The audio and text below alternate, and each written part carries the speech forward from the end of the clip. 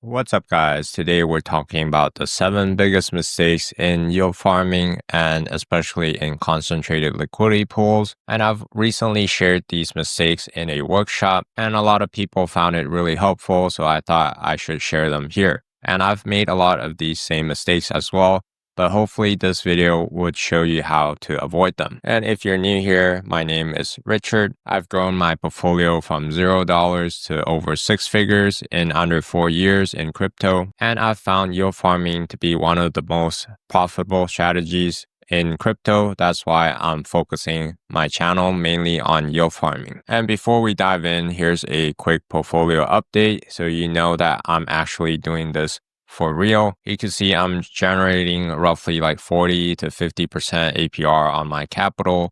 I could expect to make roughly $3,000 to $4,000 per month right now. And these fees would rise if these altcoins rise in value. For example, if Ethereum pumps to $4,000, my fees would rise as well. You can see this shows a negative US dollar profit and loss. It just means that the market is trading slightly lower than when the time I've deposited these pools. And depending on the metric you track, I personally like to track my profit and loss based on Ethereum because most of these pools are using Ethereum as the core asset. You can see I'm sitting at a pretty nice profit here at a 8.87 ETH profit, and this fluctuates all the time because some of these pools are lower cap tokens. Close position now sits at like 7.7 Ethereum. And I do make pretty big losses from time to time, right? Depending on how much risk I'm taking. But overall, still profitable, still gaining some nice fees and stacking those profits. And when I make a bigger loss, it's typically from one of these 7 mistakes. And this is not really ranked in like importance or anything. For example, tracking the wrong metrics could actually destroy your portfolio if you're not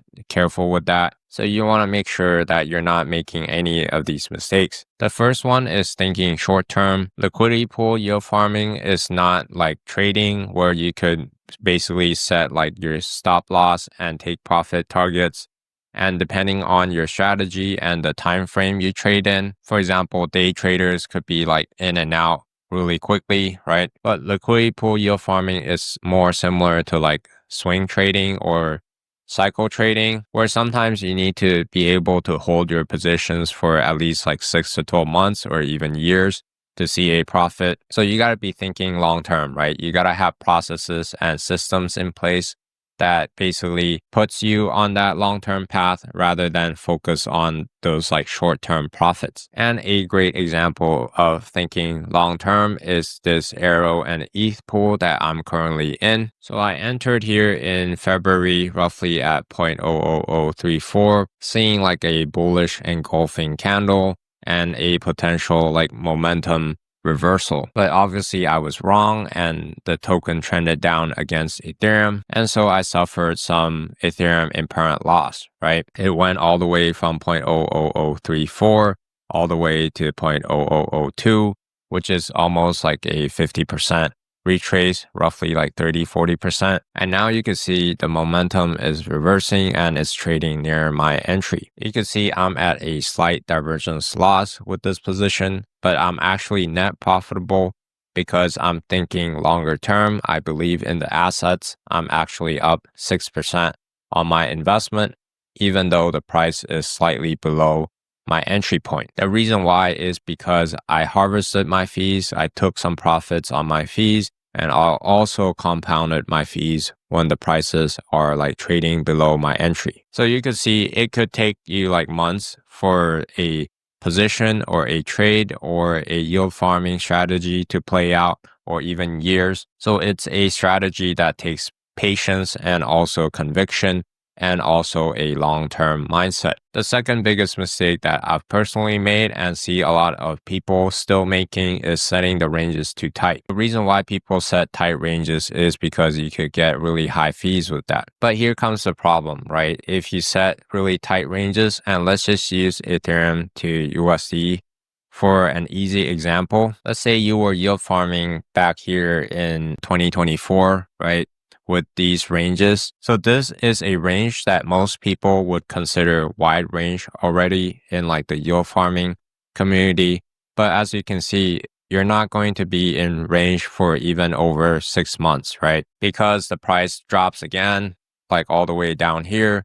And then you could choose to hold on to your positions, but then you're not earning any fees, right? And then the price comes back up again, and then you earn a little bit more fees again, and then now it's dropping back down again. So even if you're, let's say, earning like 50 to 60% APR on this range, but you're only in range half of the time, then your APR gets cut down by half. And what's even worse is that a lot of people were running this tight range and they rebalance down here when they see that, okay, we're in like a more sideways consolidation period, right? And they rebalance to this range, right?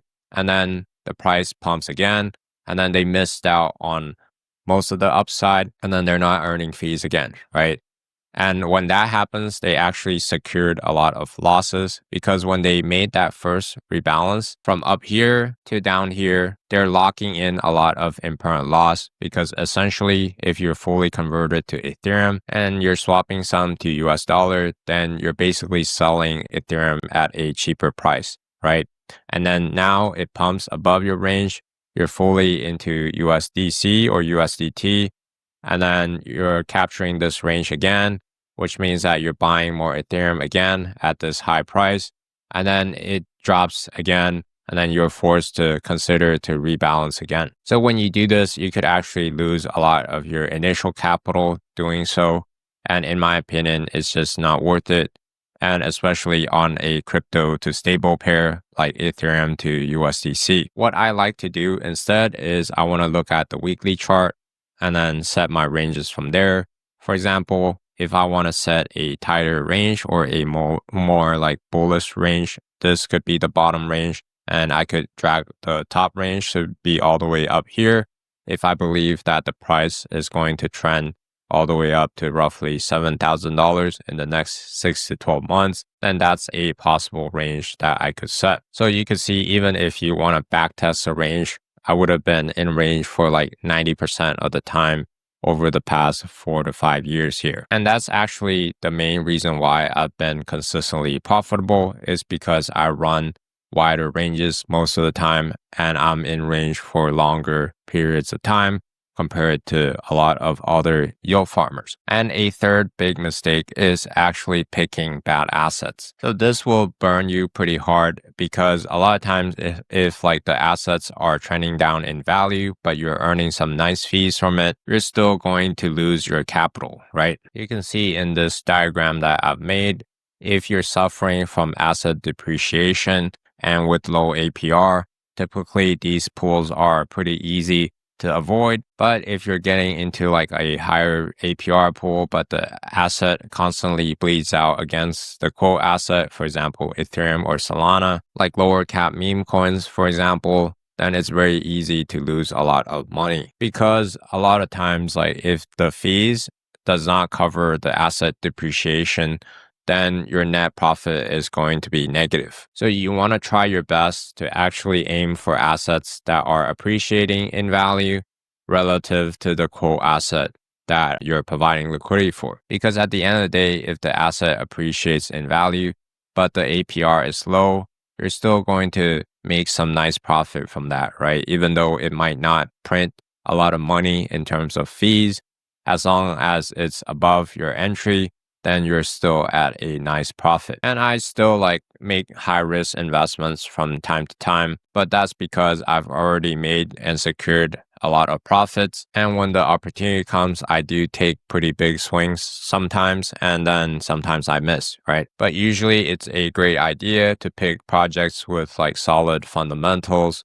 behind it, stuff like the team, tokenomics, the actual revenue and use cases, rather than just purely speculation and hype. And I would argue that meme coins also have some fundamentals behind it. For example, you could look at their reach, who holds those tokens, and how bullish are these people, on that particular meme? How big is the holder base? How big is the market cap? And how does it perform against other meme coins? So those are like basically all of the fundamentals that you could also look at. And the fourth big mistake is not reinvesting your fees. So if I'm earning like $3,000 to $4,000 per month and I'm basically blowing all of my money there, then my portfolio is probably not going to grow, especially if I suffer a little bit of divergence loss. For example, in terms of Arrow and ETH here, it's trading slightly below my entry. If it never recovered, right, then I would suffer that loss. So you want to make sure that you're not just spending all of your fees and not reinvesting either into the pools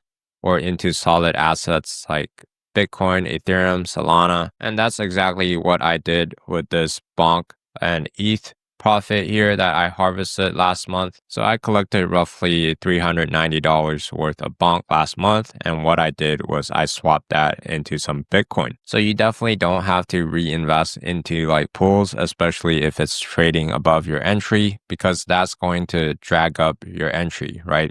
I'm still sitting at a nice Ethereum divergence loss, so I would rather just take profits on my fees right now. The fifth mistake is not diversifying your portfolio. And depending on like the risk you want to take, you might want to diversify more or less, but I usually don't run fewer than 5 positions at a time. I manage like 5 to 10 positions at a time, and 5 to 10 might sound like a lot because you're running tight ranges. But usually if I'm not making new investments, it only takes me like 1 to 2 hours per month to actually manage. And in the workshop I ran, like some people were like surprised it only takes me like 1 to 2 hours per month, right? Because I have systems in place and processes in place, as well as running a more passive strategy of wider ranges that's in range for at least 6 to 12 months, right? So if you look at my portfolio, it's decently diversified between like Ethereum, Sol, Pixel, ETH, Arrow, ETH,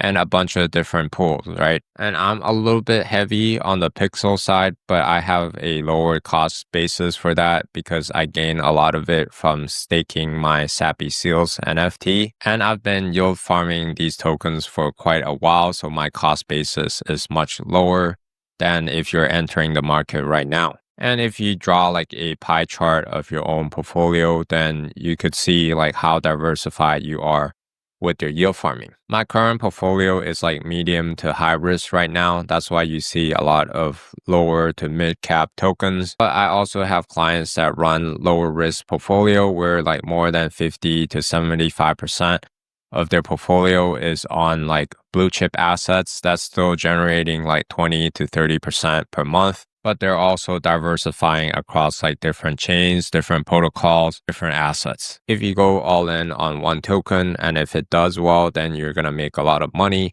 But if it doesn't do well, then you could also lose a lot of money. The sixth mistake is not taking profits. So a lot of these like liquidity pools kind of oscillate between like underperformance and outperformance when you're measuring against Ethereum. For example, Arrow was outperforming Ethereum for quite a while back in the April of last year.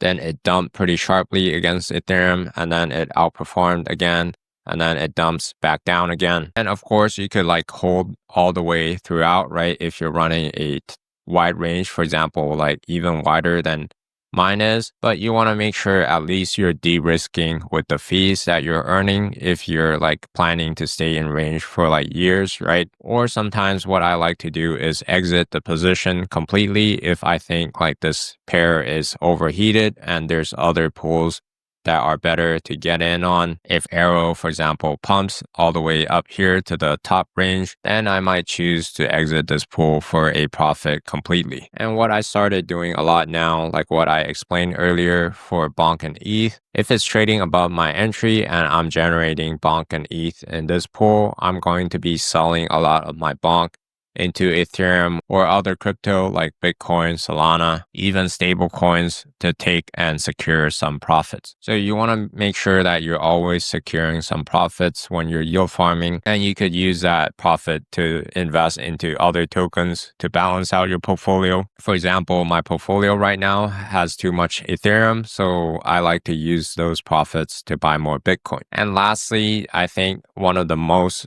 important thing that you need to get right is you gotta track the right metrics. So a lot of people track the wrong metrics. For example, this versus holding number. Sometimes you're going to be able to beat impermanent loss, but you're still at a net loss. So you want to actually measure your progress according to your goals. And my current goal, for example, is to basically stack more Ethereum and Bitcoin.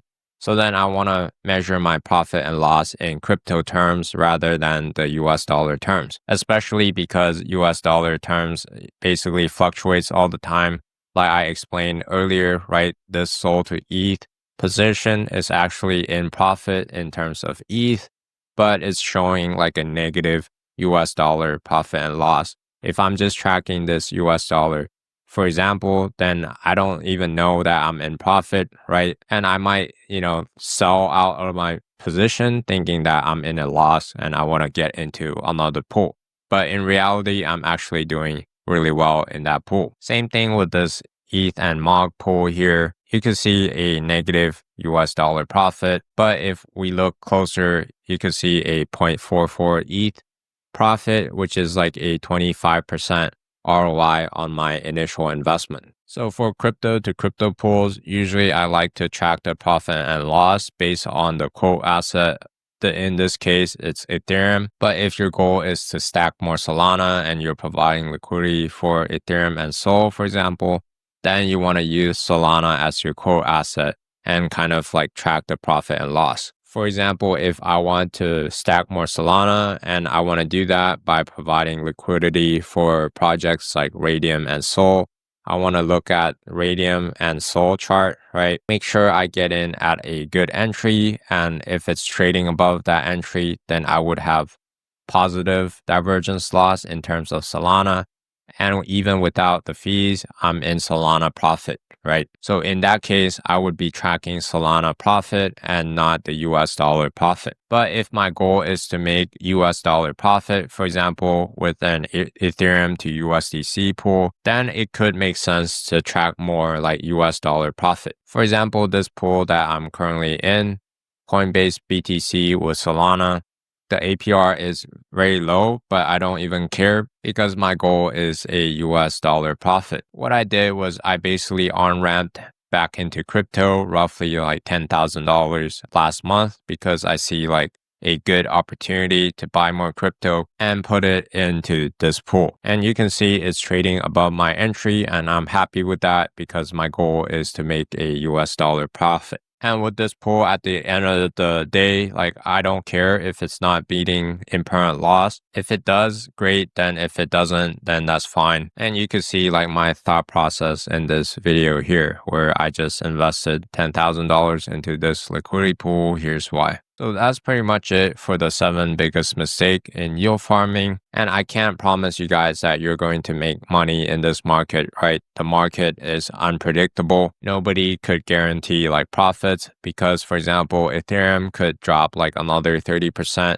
by next week. Who knows what's going to happen, right? But what I can say is that if you implement like these strategies that I shared with you, and avoid these mistakes, it's going to give you like a higher chance of success. And if you guys like the video, be sure to hit that like button and subscribe and check out my other videos. These videos are mainly focused on like yield farming, and I really try my best to basically give you all of the latest info and strategies on yield farming so that you could actually profit from it and make some passive income from crypto. Thanks for watching. I'll catch you guys in the next video.